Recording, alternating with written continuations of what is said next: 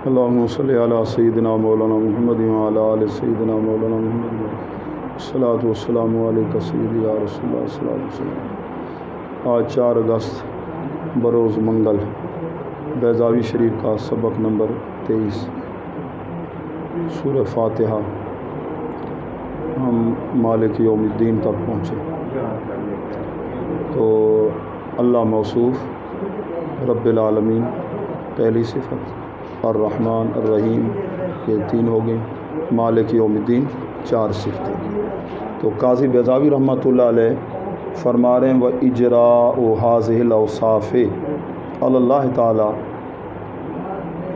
مِنْ كَوْنِهِ مُوجِدًا لِلْعَالَمِينَ رَبًّا لَهُمْ مُنْعِمًا عَلَيْهِمْ بِالنِّعَمِ كُلِّهَا ظَاهِرِهَا وَبَاطِنِهَا عَاجِلِهَا وَآجِلِهَا مَالِكًا لِأُمُورِهِمْ يَوْمَ الثَّوَابِ وَالْعِقَابِ للدلالة على أنه الحقيق بالحمد لا أحد أحق، اسم تفضیل کا صیغہ خبر بن رہی ہے، لاکن منہ بہی منہ واللہ یستحق ولا الحقیقت سوا۔ تو آپ وضاحت فرما رہے ہیں کہ پیچھے الحمد للہ رب العالمین، الف لام جنسی بنائیں، معنی کیا ہوگا؟ جن سے حمد ثابت ہے، اللہ جو رب العالمین ہے، رحمان رحیم مالک یوم الدین۔ تو استغراقی بنائیں تو پھر کیا معنی ہوگا؟ حمد کا ہر فرد ثابت ہے اللہ رب العالمین الرحمن الرحیم مالک یوم الدین کے۔ تو فرماتے ہیں اجراء حاصل اوصاف، جاری کرنا ان اوصاف کا اللہ پر، اللہ کو موصوف مانا، ان کو صفت ماننا اللہ کی، کہ اللہ کیا ہے؟ موجد للعالمین، ٹھیک ہے، رب لہم۔ تو رب تربیت سے بنا ہے، اس کا معنی کسی چیز کو آہستہ آہستہ کمال تک پہنچانا۔ تو اللہ پال رہا ہے کیونکہ یہ تمام عالمین کا کیا ہے؟ اللہ موجد ہے، موجد ایجاد سے۔ الرحمن الرحیم، الرحمن الرحیم، اس سے کیا پتہ چلتا ہے ان صفتوں سے؟ کہ اللہ منعم ہے علیہم، عالمین کے جتنے ہیں نا ان پر انعام فرمانے والے ہیں، نعمتوں کا، ٹھیک ہے نا جی، کل کی کل نعمتیں، جیسے رحمان رحیم، ٹھیک ہے نا، اس کا فرق سمجھا آپ نے، ظاہری ہوں باطنی ہوں، عاجل عین کے ساتھ دنیا کے اندر جو نعمتیں، اور عاجل اخروی نعمتیں، تمام یہ منعم حقیقی اپنے بندوں کو یہ نعمتوں سے سرفراز فرمانے والا ہے۔ آگے مالک یوم الدین 4 صفت، معنی یہ ہوگا یوم حساب و عقاب، قیامت والا دن جو ہوگا، اس کے جو امور ہوں گے نا، اللہ ان کا مالک ہے۔ ہم ان صفتوں کو اس کے ساتھ ملا کر موصوف کے ساتھ کہتے ہیں یہ صفتوں کا اجرا، ان کا اللہ کو رب العالمین رحمان رحیم مالک یوم الدین ماننا، یہ دلالت اس بات کی کہ اللہ تعالی حمد کے لائق ہے، اور کوئی حمد کے لائق، بلکہ حقیقت میں اللہ کے سوا کوئی حمد کے لائق ہی نہیں، ٹھیک ہے۔ بندوں میں سے کسی کا اگر حمد کریں گے تو وہ بندے کے وسیلے سے وہ بھی اللہ کی حمد ہوگی، جس کمال پر اس کی تعریف کریں گے تو وہ کمال کس نے دیا؟ اللہ تعالیٰ نے دیا۔ آگے بیان فرماتے ہیں، ایک قاعدہ بیان فرما رہے ہیں قاضی بیضاوی صاحب، ایک قاعدہ بیان فرما رہے ہیں۔ وہ قاعدہ کیا ہے کہ جس وقت اس میں مشتق، ٹھیک ہے نا جی، ٹھیک ہے نا جی، اس میں مشتق پر کوئی حکم لاگو کرتے ہیں تو اس کی علت جو ہوتی ہے وہ مشتق من ہوا کرتا ہے، وہ اس میں مشتق جس سے بنا ہے، ٹھیک ہے نا۔ جیسے حدیث پاک میں آیا، صحابہ حضور علیہ السلام نے فرمایا قوموا الی سیدکم، وہ گدھے پہ سوار ہو کے ایک صحابی آئے تھے، کوئی فیصلہ تھا تو اپنے سردار کی طرف کھڑے ہو جاؤ۔ تو یہاں سے ہمارے علماء نے قیام تعظیمی ثابت کیا ہے، ہاں، قوموا الی سیدکم۔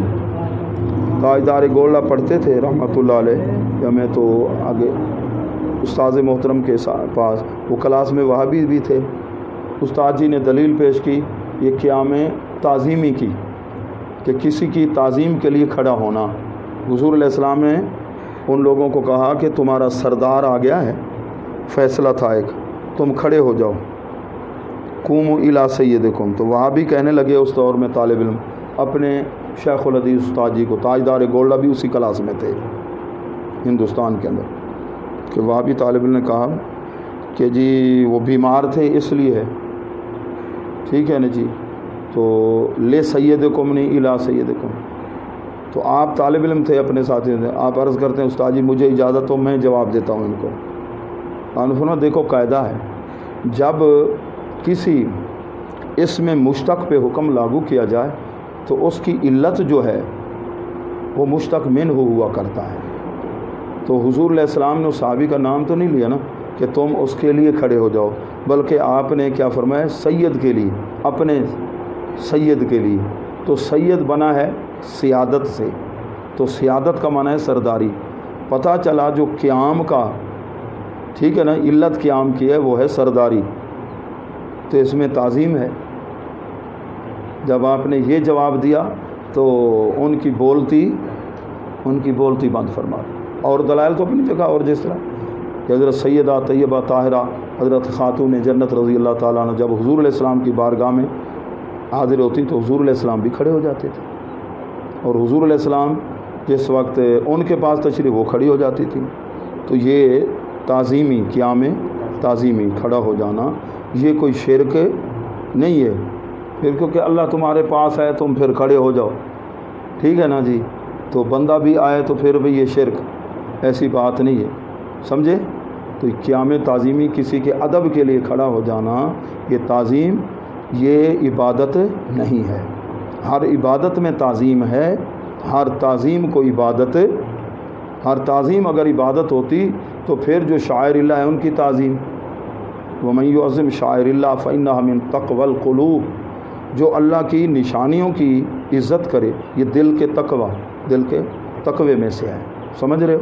تو اللہ والوں کے، جو اللہ کے ولیوں کے مزارات ہیں، یہ بھی شاعر اللہ میں ہیں۔ جہاں حضرت بی بی حاجرہ رضی اللہ تعالیٰ عنہا کے قدم ہیں صفا مروہ، وہ اللہ کی کیا ہیں؟ شاعر، نشانیاں ہیں۔ تو جہاں حضور داتا علی حجویری آرام فرمائیں، خواجہ غریب نواز آرام فرمائیں، سمجھے ہو نا، یہ شاعر اللہ ہیں، ان کی تعظیم، ان کی تکریم، بلکہ فتاوی عالمگیری میں ہے کہ کچھ فاصلے پہ کھڑے ہو کر اسی طرح جس طرح دنیا کے اندر اس بزرگ کی تم تعظیم کرتے تھے، آپ بھی اسی طرح تعظیم کرو۔ یہ نہیں جو اتنے چڑھن کی کوشش کرو، اتنے نال وہیں کھڑے دن، یہ ان پڑھ لو گھٹے دے کھڑے ہوتے ہیں مزار والے کو، تھکا ہوئے بھائی، ایسی بات نہیں، ذرا فاصلے پہ کھڑے ہو، ٹھیک ہے نا۔ دنیا میں اگر وہ سامنے بیٹھے ہوتے تھے، یہ نہیں کہ تو اتنے چڑھ کر دیا ہوئے نا، فاصلے پر۔ حضرت شیخ عبدالحق محدث دہلوی اعلیٰ حضرت اسی طرح بزرگوں کا یہ طریقہ ہے، ٹھیک ہے نا۔ برنا چومنا وہ خاص لوگوں کے لیے، عوام یا اس کے لیے نہیں، ٹھیک ہے نا جی۔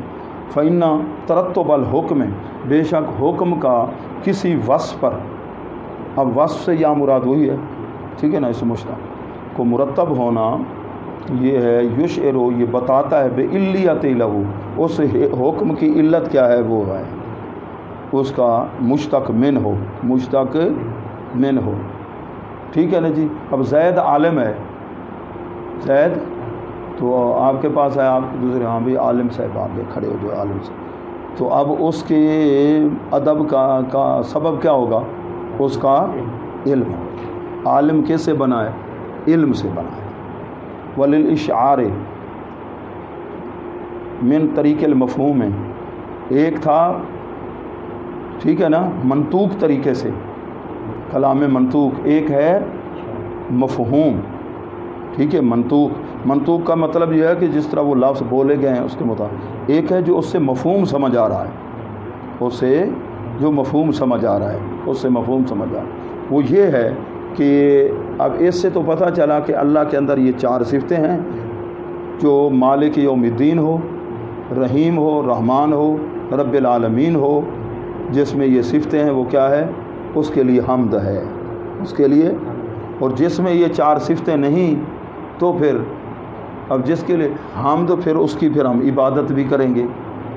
تو بطریق مفہوم بتا رہے ہیں قاضی بیضاوی رحمۃ اللہ علیہ کہ من لم یتصف بتلک صفات، جو ان صفات کے ساتھ ٹھیک ہے نا، متصف نہیں، جس میں یہ صفتیں نہ رب العالمین ہے، نہ رحمان ہے، نہ رحیم ہے بذاتی، نہ مالک یوم الدین ہے، تو پھر کیا ہے؟